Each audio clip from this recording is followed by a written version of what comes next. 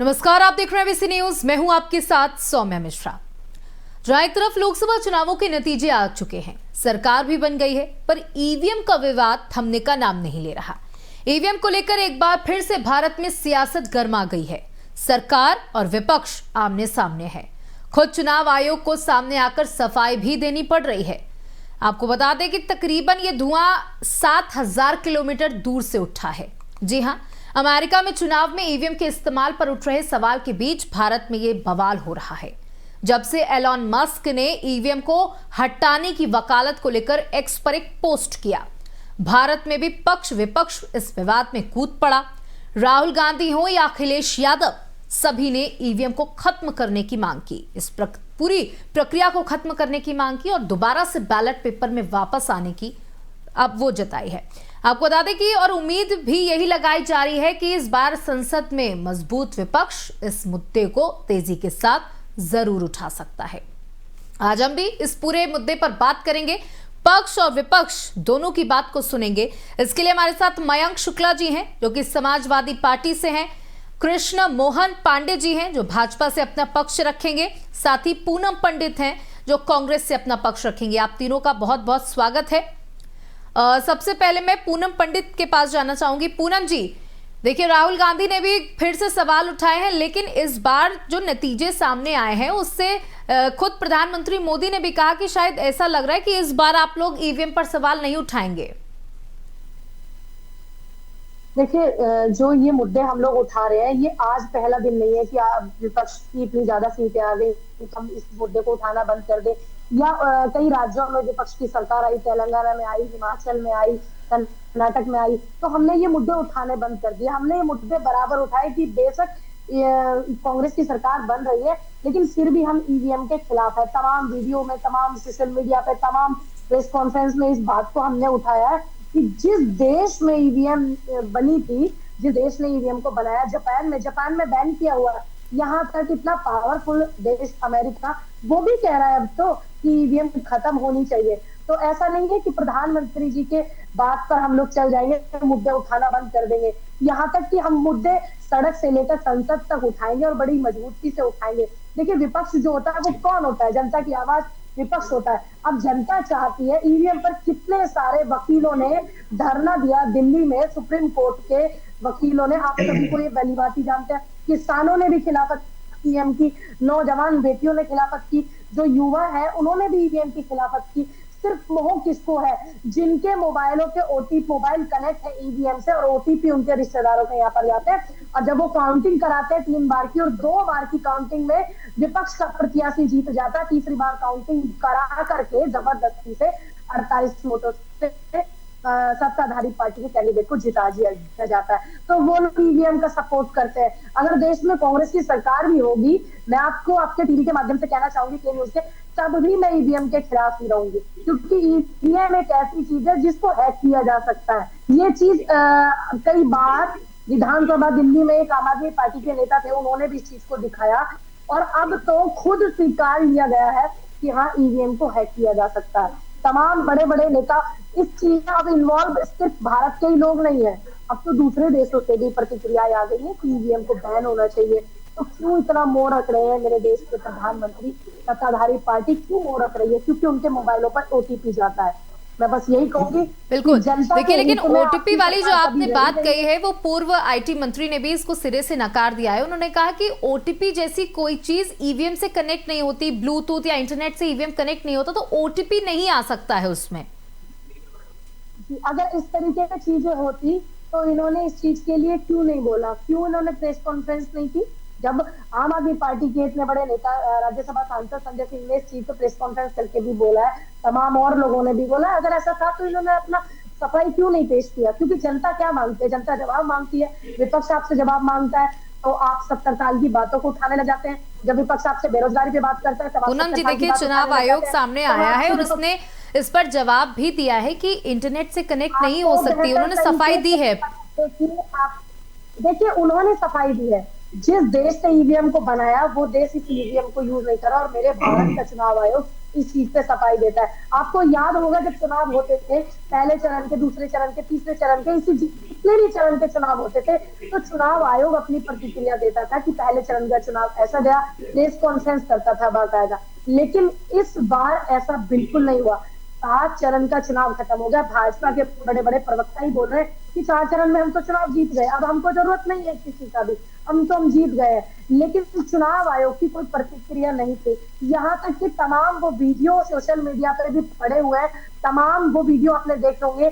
EVM को ट्रकों में ले जाया जा रहा है, भाजपा के सांसद के यहाँ से 5 ईवीएम को अधिकारी अपनी उसमें ले जा रहा है, गाड़ी में रख करके। उन तमाम मुद्दों पे मुकदमे हुए हैं, तब चुनाव आयोग ने अपनी प्रतिक्रिया। ठीक है, कृष्ण मोहन पांडे जी भी बीजेपी से हमारे साथ जुड़े हुए हैं, आपके सारे सवालों का जवाब उनसे ले लेते हैं। कृष्ण जी, देखिए एक बार फिर से इस ईवीएम का जो है जिन्न बाहर आ गया है और फिर से सवाल उठाए जा रहे हैं। ये कहा जा रहा है कि जो पूरे विकसित देश हैं, अमेरिका जैसे, नीदरलैंड जैसे, ब्रिटेन जैसी जगहों पर ईवीएम को बैन कर दिया गया है, इसे सुरक्षित प्रक्रिया नहीं बताई गई है। तो भारत में भी कई बार सवाल उठे, चाहे वो आपकी सरकार रही हो या ना रही हो, उस वक्त भी सवाल उठते रहे हैं।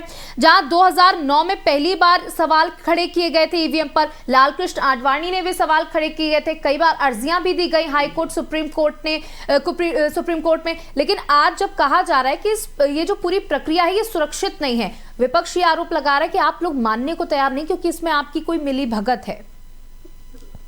सौम्या जी, देखिए विपक्ष का काम है आरोप लगाना, वो भी खासतौर से भारत का विपक्ष जिसके पास मुद्दे नहीं है, मुद्दा विहीन विपक्ष है, जो सिर्फ और सिर्फ इस देश में झूठ का एक बड़ा सा बवंडर बनाकर। देखिए पूनम जी, ऐसे डिबेट नहीं होती है। मुझे लगता है कि हमें अपनी बात रख दीजिए। अगर हम बात एक मिनट में आपका लूंगी, 10 सेकेंड।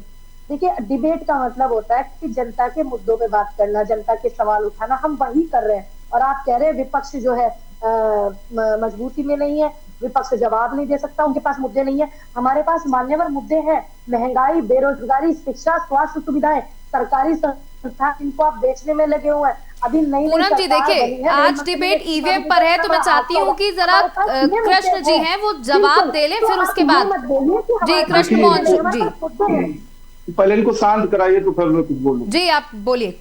सौम्या जी, देखिए ये वो लोग हैं जो इस देश में भ्रम फैला करके और लंबे कालखंड तक सत्ता में रहे। एक भ्रम इनका रहा इस देश के मुसलमानों के साथ कि भारतीय जनता पार्टी सत्ता में आ गई तो मुसलमान सुरक्षित हो जाएगा इस देश के। सुनिए, मैं आपके भ्रम से ऐसे मैं बोलने नहीं दूंगा आपको, फिर अगली बार मैं बोलने नहीं दूंगा आपको। डिबेट ऐसे नहीं होती है, मेरी पूरी बात सुन लीजिए। पूनम जी, आप क्या बात करते हैं? पूनम जी रुक जाइए, उनको अपना सेंटेंस कंप्लीट करने दीजिए, आपकी बारी आएगी तब आप बोलिएगा। सौम्या, ये वो लोग हैं जो बार बार कहते हैं कि संविधान भारत में भारतीय जनता पार्टी बदल देगी, इस देश में इमरजेंसी लगाकर और तब तक इमरजेंसी संविधान बदलने वाले लोग हैं। और जहां तक ईवीएम की बात है, सौम्या जी, तो मैं इस बात को करता हूँ कि देश में संवैधानिक संस्थाएं हैं, उससे ज्यादा अरे ऐसे कैसे डिबेट होगा यार। पूनम जी प्लीज, आपकी बात भी नहीं समझ आ रही है और उनकी बात भी नहीं समझ आ रही, प्लीज उनको कंप्लीट करने दीजिए, आपको पूरा वक्त मिला था। इस देश में संवैधानिक संस्थाएं हैं, उसमें संविधान का जो सुपरवाइजरी बॉडी है वो सुप्रीम कोर्ट है। सुप्रीम कोर्ट में ढेर सारी अर्जियां पड़ी और सुप्रीम कोर्ट ने कहा कि बिल्कुल गलत है, कहीं से भी इसको हैक नहीं किया जा सकता है। एक बात, इस देश के संवैधानिक संस्थाएं, चुनाव आयोग, उसने देश के सारे एक एक दलों को निमंत्रित किया और कहा कोई भी दल आए और आके हैक करके दिखा दे, आज इसको बैन कर दूंगा। एक दल नहीं गया। दूसरी बात, यही वो देश था कांग्रेस की सरकार बार बार आती थी, तो जानते हो क्या समझ जी, इस देश में ईवीएम लूटी जो बैलेट बॉक्स है लूटे जाते थे और लूटने के बाद से इस देश में सत्ता हासिल करते थे। उसका प्रतिफल यह रहा कि गुंडा, माफिया, बदमाश, अपराधी संसद में भर गए, क्योंकि उनको पता था कि बैलेट पेपर लूटना है और लूट के अपने डाल देने हैं। सुप्रीम कोर्ट ने इस बात को अपने वर्डिक्ट में कोट किया है। ये बात करती है, ये वो लोग जब बात करते हैं जिस बात को सुप्रीम कोर्ट ने अपने वर्डिक्ट में कोट किया है। शायद मुझे लगता है कि पढ़ के नहीं लाते हैं ये लोग। कृष्ण जी देखिए, लेकिन यहाँ पर आपके लोगों को भी ईवीएम पर संदेह है, क्योंकि जो अर्जियां पड़ी हैं इस बार हाईकोर्ट में, उसमें उड़ीसा महाराष्ट्र से बीजेपी उम्मीदवार जो हार गए, कुछ परसेंटेज से हार गए, उनकी भी अर्जियां पड़ी है। उन्होंने भी कहा है कि हमें विश्वास नहीं हो रहा है कि हम कैसे हार गए, कि हम क्योंकि शुरुआत के जो लगातार राउंड 12-15 राउंड रहे उसमें तो हम आगे रहे और अचानक से आखिरी के 2 राउंड में हम पीछे कैसे हो गए। तो उधर से भी अर्जियां पड़ी, यानी कि आपके लोगों को भी कहीं ना कहीं ईवीएम पर संदेह है। तो मैं ये स्पष्ट करता हूं कि भारतीय जनता पार्टी को ईवीएम पर कोई भी संदेह नहीं है, क्योंकि चुनाव आयोग एक संवैधानिक संस्था है, संविधान से चलने वाली व्यवस्था है और संविधान पर हमें पूर्ण विश्वास है। भारतीय जनता पार्टी संविधान की बात करती है, संविधान के एक एक प्रकल्प पर उसको विश्वास है, और ईवीएम पर इसलिए नहीं है क्योंकि चुनाव आयोग से लेकर सुप्रीम कोर्ट तक इस बात को स्पष्ट कर चुका अपने वर्डिक्ट में कि ईवीएम जो है निष्पक्ष है। और दूसरी बात, भारतीय जनता पार्टी इस बात को स्पष्ट करती है कि वो लोग जो हमारे साथ भी हो, यदि कहते हो कि यदि ईवीएम गड़बड़ है तो निश्चित तौर पर चुनाव सबको बुलाती है। ठीक है, ठीक है कृष्ण जी, हमारे साथ देखिए मयंक शुक्ला जी भी जुड़े हुए हैं समाजवादी पार्टी से, उनसे भी पूछ लेते हैं। देखिए मयंक जी, उत्तर प्रदेश में बैलेट पेपर की जब प्रक्रिया चलती थी तो बहुत बार कई आरोप लगे कि पूरा बूथ कैप्चर कर लिया गया, बैलेट पेपर लेकर लोग भाग गए, नदियों में फेंक दिए गए। इस तरीके की जो चीजें अचानक से पूरे देश में होने लगी थी, उससे प्रक्रिया पूरी तरीके से दूषित हो गई थी। इसलिए ईवीएम को लाया गया, जिसको बताया गया एक बहुत ही सस्ती और समय की बचत कर देने वाली ये पूरी प्रक्रिया है, और इससे किसी भी तरह की धांधली नहीं होगी, इसलिए इस प्रक्रिया को सामने लाया गया था। अब इस पर भी आप लोग सवाल उठा रहे हैं।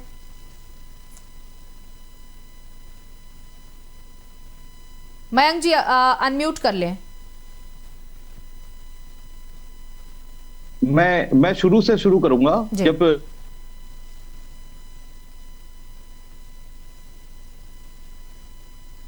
जी मयंक जी, मयंक जी की आवाज हम तक नहीं पहुंच रही है। पूनम जी आप भी जुड़ी हुई है हमारे साथ। देखिए उन्होंने स्पष्ट रूप से कहा कि पूरी ये जो प्रक्रिया है ये सुरक्षित प्रक्रिया है, लेकिन आप लोग लगातार ये कह रहे हैं कि ये प्रक्रिया ही दूषित है। में अडवाणी जी खुद बैठे थे ईवीएम के खिलाफ, ठीक है, और कितनी सारी वीडियो आपने देखी होंगी, सोशल मीडिया पे ट्रेंड कर रही थी, जब आप वोट डाल रहे हो। आवाज आ रही है? जी जी। और आपका जो पर्ची गिर रहा है वो गिर रहा है सिर्फ फूल का, है ना। और कितनी सारी वीडियो ऐसी थी जब ईवीएम के साथ में पीठासीन अधिकारियों के साथ में ईवीएम को हाईजैक करने का काम किया गया। तो इस बात में कहना चाहूंगी, कहते हैं कि संविधान पे मुझे भरोसा है, भारतीय जनता पार्टी के प्रवक्ता।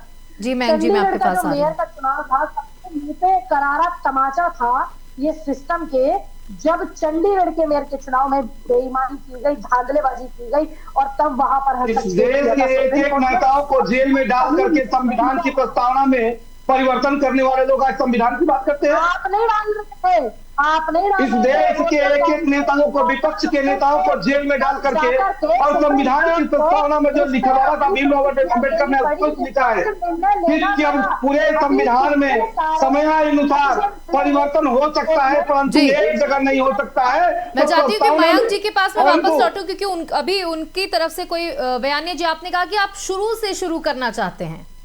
जी जी जी जी मैं शुरू से बताना चाहूंगा। ईवीएम से पहले जब बैलेट पेपर था तो तमाम घटनाएं होती थी कि बैलेट पेपर पड़े मिल रहे हैं, लूट लिए गए।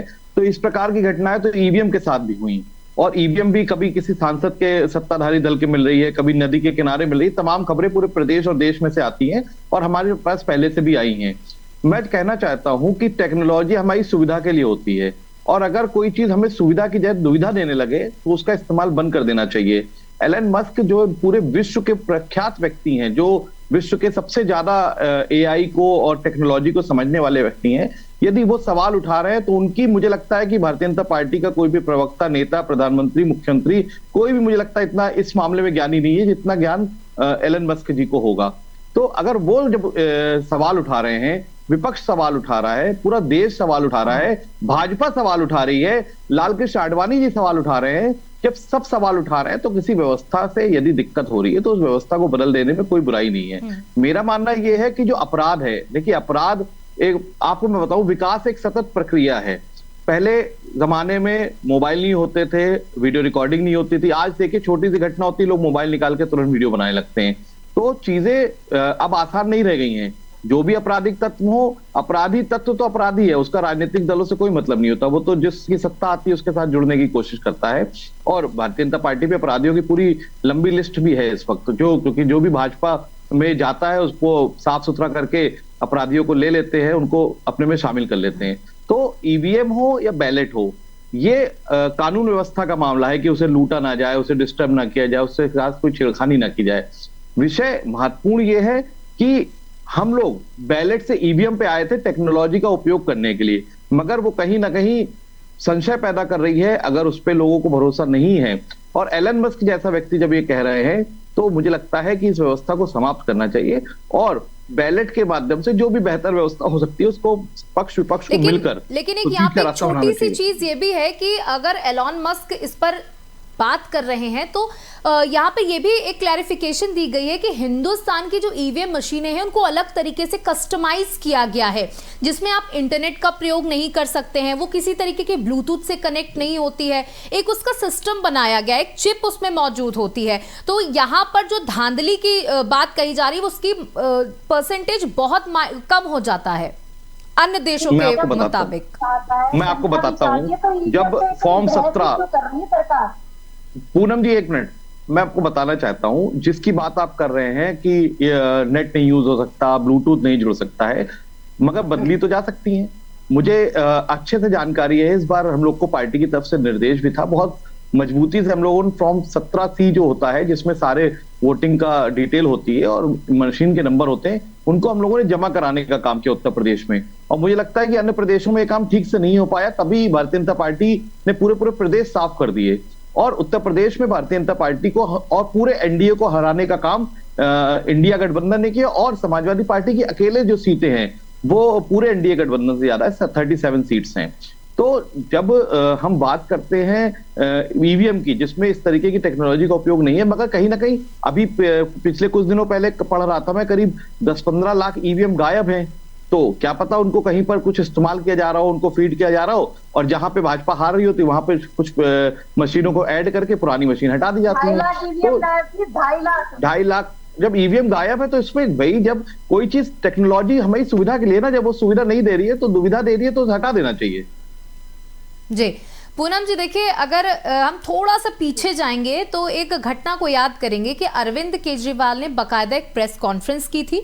उन्होंने ईवीएम को रखा था और उसको हैक करने की एक एज ए इंजीनियर एक दिखाने की कोशिश की थी कि कैसे इसको हैक किया जा सकता है, लेकिन उस वक्त कांग्रेस पार्टी की तरफ से उनका किसी भी प्रकार का सहयोग नहीं किया गया था। जब लाल कृष्ण आडवाणी ने भी इसका विरोध किया तब भी आपकी तरफ से कोई खास प्रतिक्रिया नहीं आई थी। और आज जब एलन मस्क इतनी दूर बैठकर एक ट्वीट कर देते हैं तो उसके बाद आप लोग उत्तेजित हो जाते हैं और सीधे ईवीएम के पीछे लग जाते हैं। क्या आप लोग बीजेपी के खिलाफ मुद्दे ढूंढ रहे हैं या वाकई में आप लोगों को इस पूरी प्रक्रिया की चिंता है? देखिए सौम्या जी, मैं आपको एक बात बताना चाहूंगी, अगर विदेश का कोई चपरासी भी एक बार देश के प्रधानमंत्री का नाम ले लेता है तो पूरा का पूरा जो चौथा स्तंभ कहा जाता है मिनिस्ट्री मीडिया का, जो आज हमारा मीडिया है, मैं आपके लिए नहीं बोल रही हूँ, मैं चंद उन लोगों के लिए बोल रही हूँ जो पूरे देश का जो मीडिया 161वें नंबर पर वर्ल्ड में जिसका नाम आता है वो बस जयकारे लगाने में लग जाता है। तो यहाँ बात एक एलन मस्क कोई ऐसे नहीं है कि एक चपरासी है, एक जिम्मेदार पद पर बैठा हुआ व्यक्ति है जिन्हें टेक्नोलॉजी के बारे में बेहद ज्यादा जानकारी है। दूसरी बात, जापान में ही यहाँ ईवीएम में चुनाव नहीं होता, जापान में ईवीएम से चुनाव नहीं होता। दूसरी बात, अगर हम मुद्दे नहीं उठाएंगे तो आप लोग कहेंगे कि विपक्ष मुद्दे नहीं उठाता है, अगर विपक्ष मुद्दे उठाता है तो आप कहते हैं कि आप जो है भाजपा के खिलाफ मोर्चा खोलने का जिम्मेदारी लिए हुए। अब करें तो क्या करें सौम्या जी, अब हम आईना दिखाने बैठे, हम थोड़ी पता था कि साहेब अपनी शक्ल देख करके गुस्सिया जाएंगे, क्योंकि आईना है वो तो सच दिखाता है, रूबरू कराता है खुद से। तो इतना मोह ईवीएम। पूनम जी देखिए 1982 से ये प्रक्रिया जारी है, ईवीएम की प्रक्रिया 1982 से जारी है।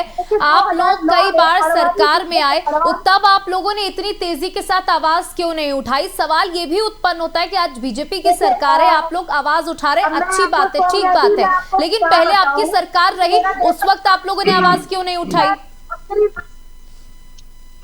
अब आपको मैं क्या बताऊं, मैं राजनीति में 4 साल से हूँ, मैं 1984 में पैदा भी नहीं हुई थी। और इसका मतलब अरे आपके पैदा होने की बात नहीं की जा रही, लेकिन डेटा तो ये बताता है ना कि उस वक्त से ये प्रक्रिया चल रही थी। आज आप 4 साल से सक्रिय हैं, तो आपके सक्रिय होने की वजह से तो ये मुद्दा नहीं उठा है ना। क्या कर रही थी भारतीय जनता पार्टी, क्या कर रही थी? जब आडवाणी जी अकेले मुद्दे को उठा रहे थे 2009 में, तो भारतीय जनता पार्टी के तमाम लोग क्यों नहीं उनका सहयोग कर रहे थे?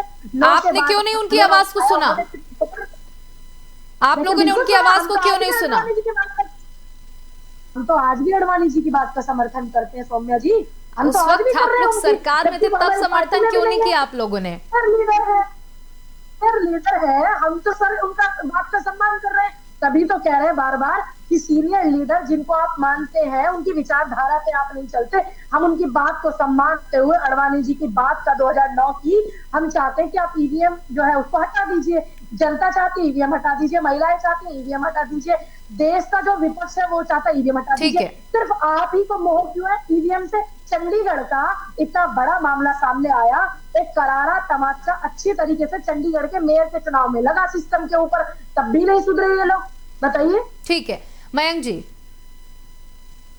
देखिए मैं बता, कितनी जगह की लाइटें भगाई गई। पूनम जी, मयंक जी पार्टी के प्रवक्ता रहते हैं, आप मैंने देखा था अखिलेश यादव जी के उससे पड़ा हुआ था वीडियो, उनके जो सोशल अकाउंट है, सोशल मीडिया का वेरीफाइड अकाउंट, उस पर पड़ा हुआ था कि चुनाव आयोग जरा संज्ञान ले। फिरोजाबाद की सीट का वीडियो था, वो फर्रुखाबाद फिरोजाबाद की सीट का वीडियो था, कई जगह हुआ। तो घंटे के लिए लाइट भगा रहे थे ये लोग, 1.5 घंटे। वोटिंग को धीमा भी किया गया। ठीक है पूनम जी। मयंक जी देखिए लाइट भगाई गई,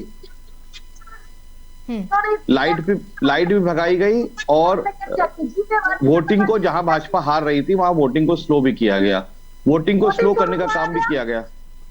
जहां पे भाजपा को लग रहा था वो हार रही है, वो वोटिंग स्लो करने का काम किया।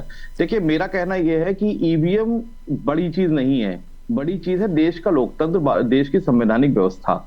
मैं ये कहता हूं कि क्या इस देश में जो नेता हैं सरकार में बैठे हुए, क्या एलन मस्क से ज्यादा जान रहे हैं? एलन मस्क जब ये कह रहे हैं कि ईवीएम में छेड़छाड़ हो सकती है, एआई का दुरुपयोग हो सकता है, एआई के माध्यम से रिजल्ट को मैनिपुलेट किया जा सकता है, तो क्यों नहीं बीच का कोई रास्ता निकालने का काम सरकार करती है? सरकार क्यों, ऐसा कौन सा लोभ है सरकार का? अरे जितना समय विपक्ष का जाएगा उतना सत्ता पक्ष का जाएगा, जितना एक प्रत्याशी का जाए उतना सारे प्रत्याशी का समय जाएगा। अगर समय बचाने की बात है तो कोई बीच का रास्ता निकालना चाहिए। मुझे लगता है ईवीएम को डिफेंड करके भारतीय जनता पार्टी खुद ही सवालों के घेरे में आने का काम करती है। कृष्णा जी देखिए यहाँ पर सवाल ये उठ रहे हैं कि आपने कहा कि ईवीएम की जो पूरी प्रक्रिया है ये बहुत सुगम है, समय बचता है, पैसा बचता है और विश्वसनीय है। हालांकि सुप्रीम कोर्ट भी ईवीएम को पूरी सुरक्षित व्यवस्था मानता है, लेकिन जैसा कि अभी पूरा विपक्ष एकजुट होकर ये बात कह रहा है कि हम ईवीएम की व्यवस्था को नहीं चाहते हैं, तो क्या आपस में बैठकर एक बीच का रास्ता नहीं निकाला जा सकता? सौम्या जी मैं सबको सुन रहा था, थोड़ा सा समय दीजिएगा। तो और एक बात और कि पार्टी में मैं एक बात पे आता हूं। अभी पूनम जी ने कहा कि ये आडवाणी जी का साथ दे रही थी और आज भी साथ दे रही है, तो इस बात को क्या स्वीकार कर रही है कि 2004 से लेकर, सुनिए ना, अरे सुनिए, डोल बुला रहा हूं, सुनिए ना, 2004 से लेकर 2014 तक की जो सरकार थी वो धोखाधड़ी से ईवीएम सेट करके आपराधिक तरीके से बनाई गई थी। इस बात को स्वीकार कर रही हैं आप? स्वीकार कर रही है कि ईवीएम हैक करके गया था। पूनम जी देखिए आपकी बारी आती है तो कोई नहीं बोलता है, प्लीज इस तरीके से उनकी कोई बात हमें समझ में नहीं आ रही है। सुनिए, डोज बढ़ा रहा हूँ, अभी डोज अभी तो कम है, अभी डोज और लीजिए। यदि करप्ट सरकार से ईवीएम हैक करके सरकार थी तो इस दिया को स्वीकार कीजिए। दूसरा, इन्होंने कहा कि हमारे मित्र ने कहा कि भारतीय जनता पार्टी के पास, मैं पूछता हूं 2004 से लेकर 10 तक आपराधिक तरीके से बनाई गई सरकार थी? यदि हाँ तो स्वीकार कीजिए इस बात को। स्वीकार कर रही है इस बात को। हैक हुआ अपराधी सरकार की, ईवीएम हैक थी, कहिए क्या हैक थी। ऐसे डिबेट नहीं होती है। कैसे बुला लेते हैं आप लोग, समय में कैसे लोगों को बुला लेते हैं जो सुनने को तैयार नहीं है। पूनम जी प्लीज देखिए, जब आप बोलती हैं तो कोई नहीं बोलता है, सुनने की भी क्षमता रखिए प्लीज। वो सरकार की तरफ से जवाब दे रहे हैं, आपको जवाब चाहिए और आप सुनिए। तो अब बस अपनी बात रखने के लिए लोग आते हैं, दूसरे की बात सुनेंगे नहीं, कैसे बुला लेते हैं। पूनम जी प्लीज। मुझे लगता है कांग्रेस पार्टी भी इन लोग को जगह नहीं देती है। कृष्णा जी आप अपनी बात को कंप्लीट करिए प्लीज। अरे कैसे कंप्लीट करें बताइए ना, सुनने को तैयार नहीं है वो। ऐसे डिबेट थोड़े होती है, मैं रोज डिबेट में बैठता हूँ, आप भी रोज डिबेट में रहती है। अब हमें थोड़ी बता। दूसरा, हमारे मित्र ने, हमारे सफाई मित्र ने कहा, इनका मयंक जी का कहना ठीक था कि जाओ वो एलन मस्क जी कोई सामान्य व्यक्ति नहीं है। अच्छा, सामान्य तो जान दोरोज भी नहीं थे, जिसने कहा कि 5 अरब रुपया भी लगाना पड़ा मोदी की सरकार भगाने के लिए तो मैं लगाऊंगा। वो व्यवसायी है, व्यवसाय विभाग जो आता है पैसा लगाएगा, व्यवसाय से पैसा धन का अर्जित करेगा। उसी तरह से एलन मस्क भी है। तीसरी बात, सुप्रीम कोर्ट इस बात को और चुनाव आयोग ने इस बात को कहा कि यदि किसी को पुनः शक है तो ईवीएम हम लेके आते हैं और दुनिया के किसी टेक्नीशियन को, दुनिया के किसी एक्सपर्ट को लेके आइए और यदि हैक कर दीजिए। यदि हैक हो जाता है तो ईवीएम बंद कर दी जाएगी, कोई नहीं आएगा। इसलिए नहीं आएगा क्योंकि इनके पास मुद्दे नहीं है, ये मुद्दा विहीन लोग हैं, ये मुद्दा विहीन लोग हैं। तब आप कहाँ सो रहे हैं? एक तरफ ईवीएम को आप कह रहे हैं कि गलत है, दूसरे तरफ सरकार बन रही थी, जान जीतती है और ईवीएम हैक नहीं होता है। ये वैसे लोग हैं। बाकी इन्होंने कहा, हमारे मित्र ने कहा कि अपराधियों की लिस्ट है भारतीय जनता पार्टी में। साहब मैं बता दूं, गाजीपुर से लेकर और गाजियाबाद तक एक एक जिले में समाजवादी पार्टी के एक नेता को आप उठा के देखेंगी तो हर एक पार्टी, समाजवादी पार्टी के नेता अपराधी पे पवित्र का था और हर एक जिला पे उजला था। दूसरा, पार्टी के कितने इनके साथी एक हुआ करते थे, उन्होंने कहा था कि जिस गाड़ी पे सपा का झंडा बैठा होगा कोई गुंडा।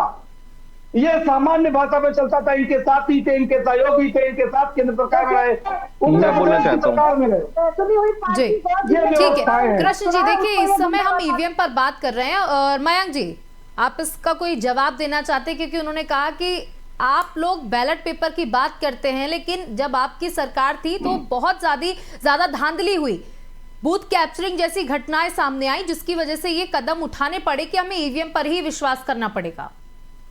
पहली बात तो इनके उठाया वो कोई कदम नहीं है और दूसरी बात इन्होंने अपराधियों वाली बात कही। ईवीएम जो लाई थी कांग्रेस के जमाने में आई थी टेक्नोलॉजी को अपग्रेड करने के लिए, उसका दुरुपयोग, और ये कह रहे थे ईवीएम हैक नहीं की जा सकती। मैंने पहले ही कहा अगर हैक नहीं की जा सकती है तो कुछ 2.5-3 लाख 5 लाख ईवीएम जो गायब हैं उनको बढ़ाया जा सकता है। जहां भाजपा हार रही होती है उसे बढ़ा लेती है अपने वोटों को। और मैं इनके अपराधी वाले मामले में भी एक लाइन में जवाब देना चाहता हूं कि किसानों की हत्या करने वाले टेनी को टिकट देने वालों को शर्म आनी चाहिए कि वो अपराध बात करते हैं, और कुलभूषण सिंह के बेटे को टिकट देने वालों को महिला उत्पीड़न पे बात करते हुए शर्म आनी चाहिए।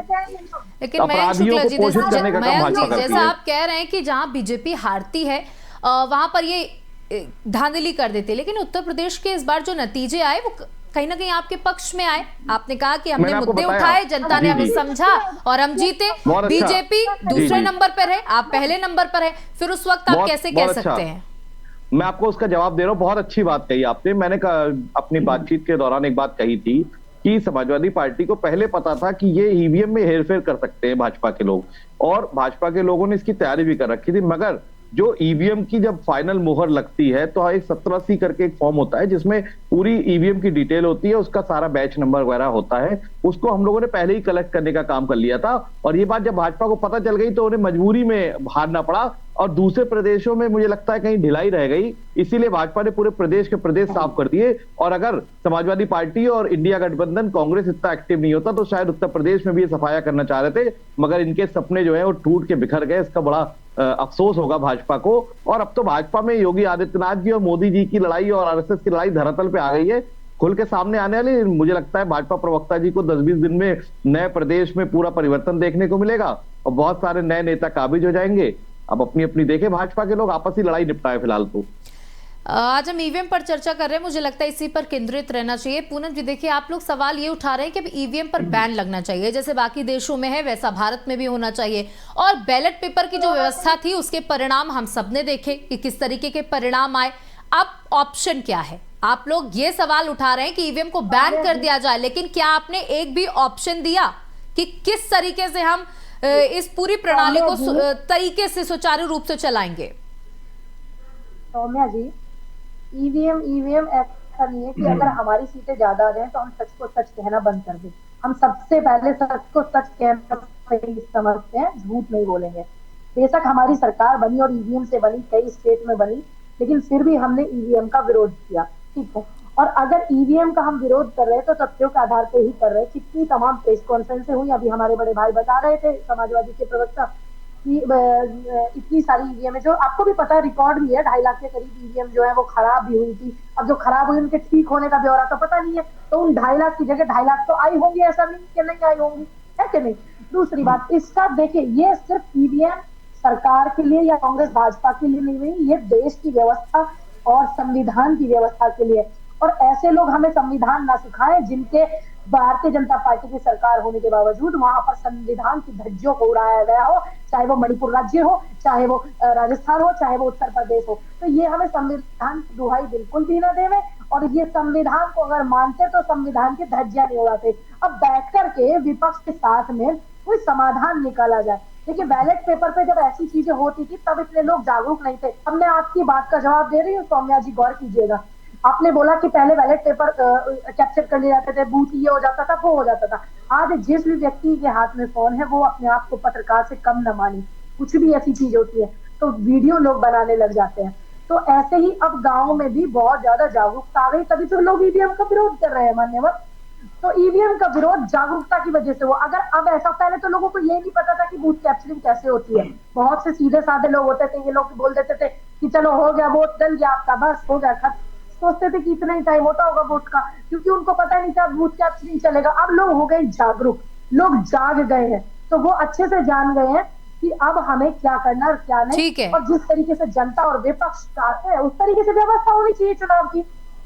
बिल्कुल, आपके सवालों का जवाब ले लेते हैं। कृष्णा जी देखिए, कांग्रेस का कहना है कि हम चाहते हैं कि बैलेट पेपर की व्यवस्था को दोबारा से लाया जाए। पहले के समय में और आज के समय में एक बड़ा अंतर है। आज सोशल मीडिया का जमाना है, हर किसी के हाथ में मोबाइल फोन है। अगर कुछ गलत, कहीं पर भी एक गली में भी गलत गतिविधि होती है तो उसका वीडियो लीक हो जाता है, वायरल हो जाता है, उसके बाद बड़ी कार्रवाई होती है। तो आप लोगों में एक डर है, एक दबाव है सोशल मीडिया का। तो और इस जो आप लोग कहते हैं कि हम अपराध मुक्त हमारी कार्यशैली है, तो जब आप लोग सरकार में हैं और बैलेट पेपर की व्यवस्था अगर आपकी सरकार में आती है तो आप लोग के दावा करते हैं कि आप लोग अपराध मुक्त चीजें कराएंगे, यानी सुचारू रूप से व्यवस्था कराएंगे, तो वापस ले आइए ना आपस की बातचीत के साथ। देखिए सौम्या जी, एक बात स्पष्ट कर दूं कि ईवीएम को रिप्लेस करना और बैलेट पेपर को लाना, ये काम चुनाव आयोग का है, न कि भारतीय जनता पार्टी की। एक विषय। दूसरा, वह फिर वही देखिए पूनम जी, ऐसे मुझे लगता है कि ये डिबेट का तरीका नहीं होता है। मुझे लगता है कि ठीक ढंग से सौम्य तरीके से रखना चाहिए। आपकी नहीं, फिर यदि देखिए, यदि आपकी तरफ से उतर जाए कोई भी, तो फिर आप बोल नहीं पाएंगी, 1 सेकंड नहीं बोल पाएंगी, भाग जाएंगी। ऐसे डिबेट नहीं होता। अच्छा, देखते हैं बोल पाते हैं कि नहीं बोल पाते। ये गलत बात है, ऐसे डिबेट नहीं होती है।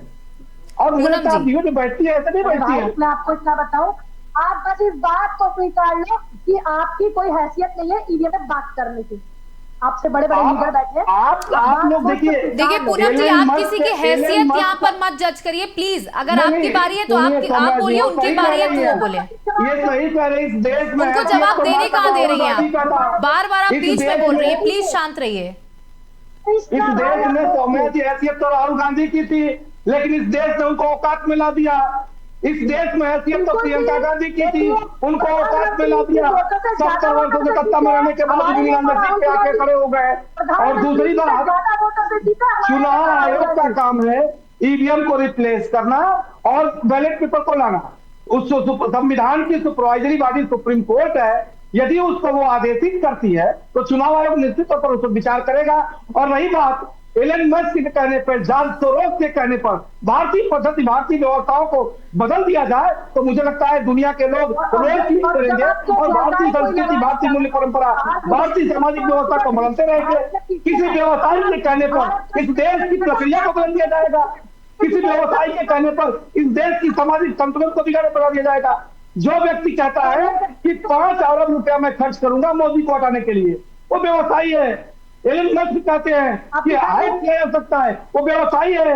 आप लेके किसी व्यक्ति को, एक्सपर्ट को लेके आइए और कहिए कि हम हाइक कर सकते हैं, भाग जाएंगे। अभी तक भागते रहे हैं, हर बार भागे हैं। और अगली बार भी तो मैं भी स्पष्ट करता हूं कि अगली बार भी कोई नहीं आएगा, ये मैं गारंटी के साथ कहता हूं, क्योंकि इनके पास न नीति है, न नियंता है, न नेता है, बस करेता है, दफली है, अपनी दफली, अपना राज। धन्यवाद। मयंक जी, सौम्या जी, मुझे दूसरे डिबेट में जाना है।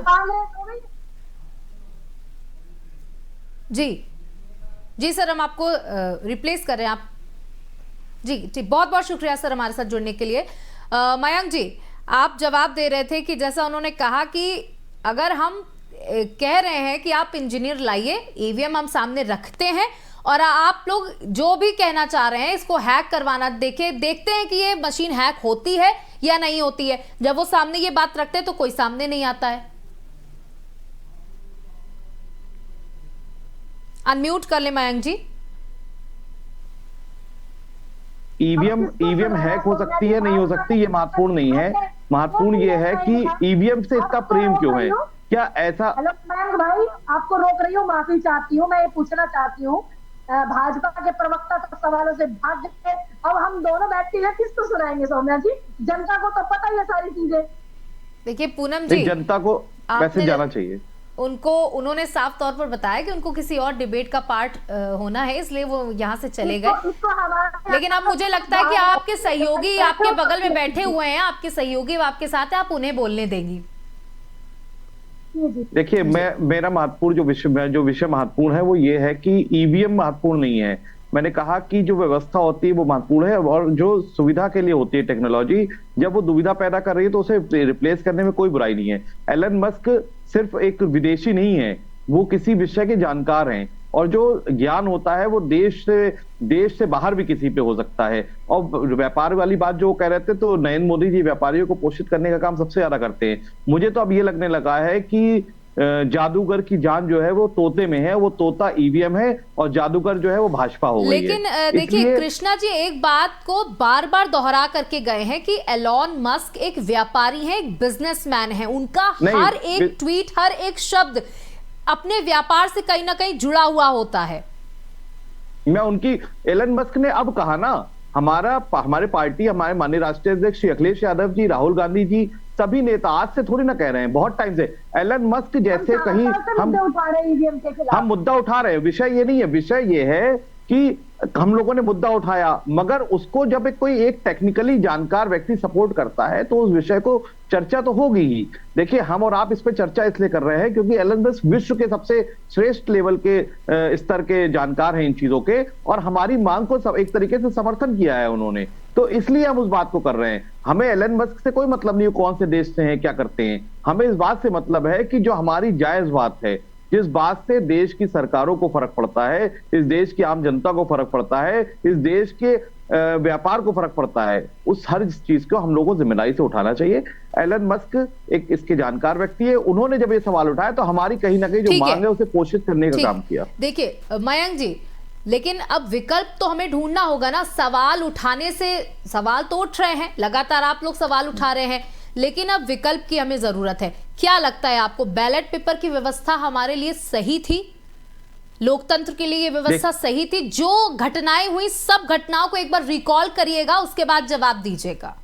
मैं रिकॉल कर चुका हूं, मैंने इस बात का भी जवाब दिया कि जिस तरीके से बैलेट पेपर पहले नदी किनारे मिलते थे, आज ईवीएम मिल रही है, और जिस तरीके से पहले सूचना तंत्र इतना मजबूत नहीं था, आज वो मजबूत है। आज छोटी सी घटना होती है, लोग मोबाइल पर वीडियो बना के। मैं कह रही हूँ कि बैलेट पेपर की व्यवस्था भी ठीक नहीं थी, ईवीएम की भी ठीक नहीं, तो अब हम जाएं कहां? नहीं, बैलेट पेपर की व्यवस्था भी अच्छी थी, उसमें कोई बुराई नहीं थी, मगर क्योंकि आज से 20 साल पहले टेक्नोलॉजी इतनी ऊपर नहीं थी और ना लोगों को इतनी जानकारी थी, तो इसलिए सब बैलेट पेपर और अपराध, देखिए अब सीसीटीवी कैमरे लग गए हैं सब जगह, हर हाथ में मोबाइल है, तो अपराध तो अपने आप भी कम हो रहा है ना। इसमें बैलेट और ईवीएम की बात नहीं है, बात यह है कि जो ईवीएम है वो जब संदेह के घेरे में है, पिछले 4 साल 5 साल से लगातार उस पर सवाल उठ रहे हैं, और हमने देखा है, हमने खुद अपने निजी रूप से देखा है कि जिस जगह भाजपा को 10 वोट नहीं मिलने चाहिए थे वहां से 200 वोट निकल रहे हैं। इसका मतलब 200 वोट निकलने का मतलब ये है कि ईवीएम को रिप्लेस किया गया, क्योंकि असलियत में वहां 10 वोट नहीं थे। इसका मतलब 17C को अगर हम लोग निगरानी में नहीं रखते, फॉर्म 17C पे हम निगरानी रखते, तो मुझे लगता है कि भाजपा उत्तर प्रदेश में भी बहुत सीटें लाती, और अगर ईवीएम नहीं होती तो भाजपा की 20 सीटें आती, हमारी 60 सीटें आने जा रही थी उत्तर प्रदेश में। ठीक है पूनम जी, देखिए सबसे पहले पूछना चाहूँ, क्या ये आप मानती हैं कि ये जो ईवीएम की व्यवस्था आई ये कांग्रेस लाई, हाँ या ना? देखिए बिल्कुल कांग्रेस लेके आई थी व्यवस्था अच्छी करने के लिए देश में। अब उसी चीज का दुरुपयोग भाजपा करे तो इसमें कांग्रेस का कौन दोषी है? बताइए कांग्रेस क्यों दोषी है?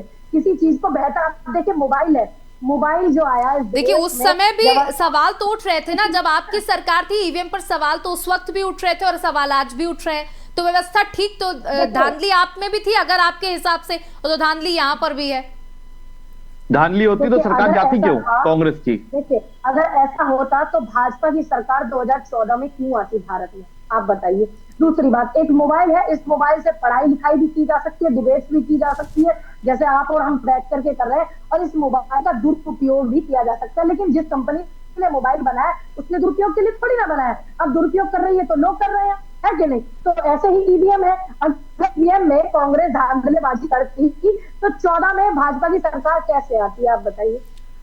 शायद यही बीजेपी भी कह सकती है कि इस बार के जो नतीजे आए उसमें पूर्ण बहुमत नहीं मिला बीजेपी को। बीजेपी भी कह सकती है अगर हम धांधली कर रहे होते तो हम ये एनडीए की मिलीजुली सरकार क्यों चला रहे होते। देखिए अभी जो हमारे भाई बैठे हुए हैं वो बता रहे थे, तो मैं भी चुनाव लड़ी हूँ विधायक का कांग्रेस से, जब ईवीएम सील होता है तो उस पर एक पर्ची लगाई जाती है, तो उस पर इन्होंने निगरानी अच्छे से कर ली, जिसने नहीं की वहां चूक गए। अब बताइए आप, ऐसा तो है नहीं सौम्या जी, आप अछूती हैं क्या इस बात से?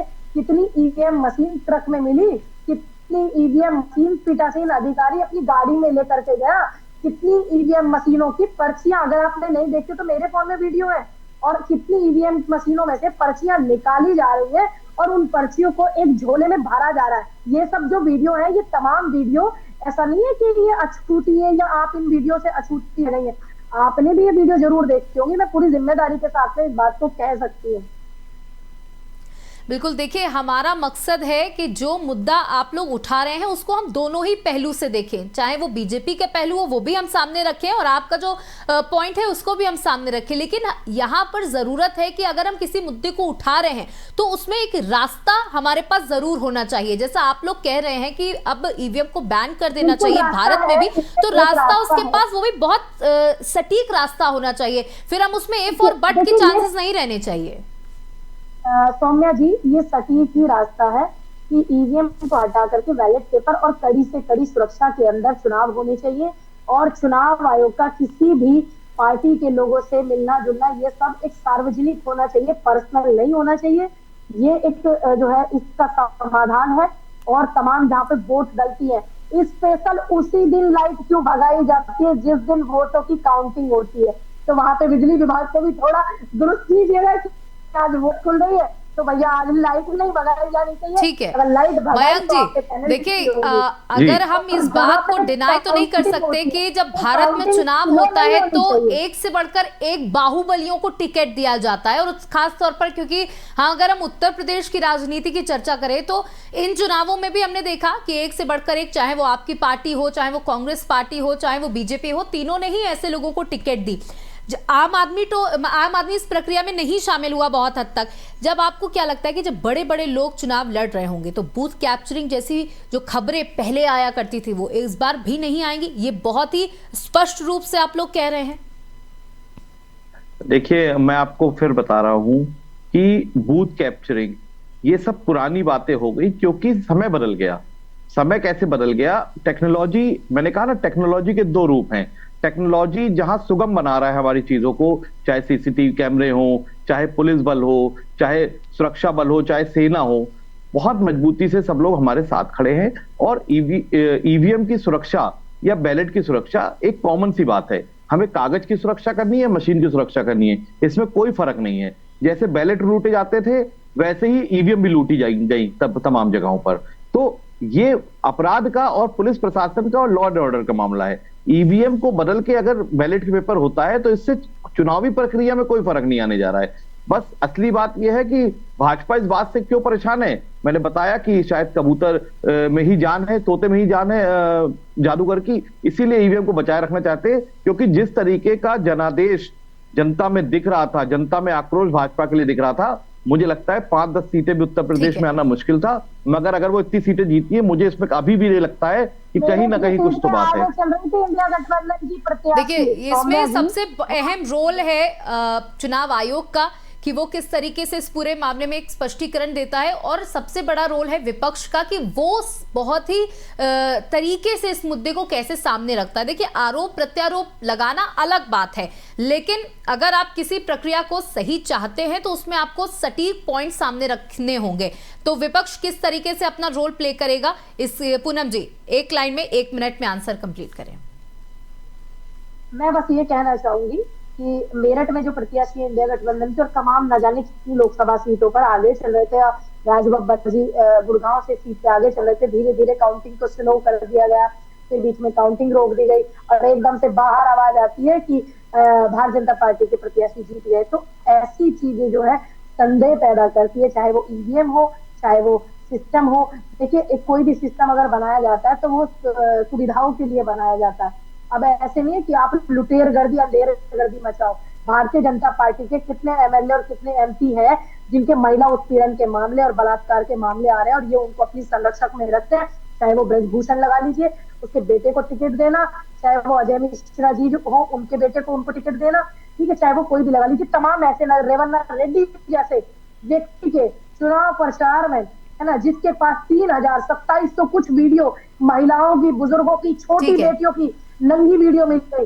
ये आप क्या साबित करना चाह रहे हैं? ठीक है मयंक जी, तो क्या एक बार फिर से हम उस पुरानी व्यवस्था में वापस लौट रहे हैं जहां हम आधुनिकता को छोड़ते हुए मैनुअल व्यवस्थाओं पर दोबारा से जा रहे हैं?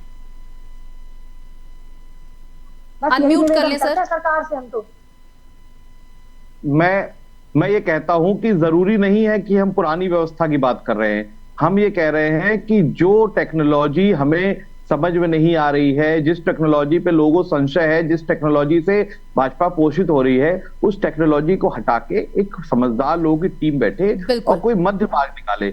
चाहे वो बैलेट हो, और बैलेट हो तो उसे हम कैसे अपग्रेड कर सकते हैं, उसको कैसे बेहतर कर सकते हैं, इन सब चीजों पे बात होनी चाहिए। और एक वीवीपैट होते हैं, उनको गिनने की व्यवस्था भी होनी चाहिए, मगर उस पर भी सरकार ने और चुनाव आयोग ने बड़ी ताकत से अपने आप को जोर लगाया कि वीवीपैट ना गिने जाएं। तो मेरा मानना यह है कि आप संशय तो खुद पैदा कर रहे हैं, कोई और पैदा नहीं कर रहा है। बिल्कुल मयंक जी, पूनम जी, बहुत बहुत शुक्रिया हमारे साथ जुड़ने के लिए, अपना समय देने के लिए। देखिए, सवाल अभी भी बरकरार है, अगर ईवीएम से इतना परहेज है तो व्यवस्था कौन सी लाई जाए? विपक्ष अभी इस जवाब को देने में असमर्थ है, लेकिन सरकार का कहना है कि ईवीएम की व्यवस्था पूरी तरीके से सुरक्षित है। वहीं सुप्रीम कोर्ट ने भी कई बार इस बात को माना है कि ईवीएम की व्यवस्था पूरी तरीके से सुचारू है और सुरक्षित है और देश के लिए हितकारी भी है। लेकिन इस बार यह माना जा रहा है कि संसद में ईवीएम का यह मुद्दा थमने का नाम नहीं लेगा। अभी लगातार इस मुद्दे को तूल मिलती रहेगी और संसद में भी इसकी गूंज सुनाई देगी। फिलहाल इतना ही, बने रहिएगा ABC न्यूज के साथ। नमस्कार।